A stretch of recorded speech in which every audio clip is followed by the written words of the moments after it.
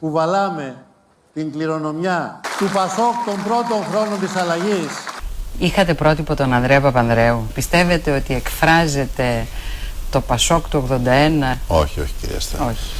Αλλά όχι, πρότυπο τον είχατε τον Ανδρέα Παπανδρέου. Είναι τελείως διαφορετικές οι συνθήκες. Εγώ τα πρότυπά μου ήταν στον χώρο της αριστεράς. Προέρχομαι από... Είμαι αριστερός. Ναι. Εκφράζω μια άλλη παράταξη.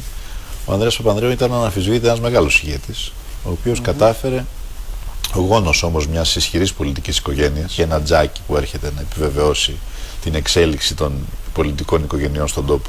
Αλλά ήταν ένας σπουδαίος πολιτικός που κατάφερε να λαιλατίσει την αριστερά. Και εσείς τώρα σας λένε ότι λαιλατείτε το χώρο του Πασόκ. Οπότε νομίζω ότι ο συνειρμός... το αίμα μας πίσω.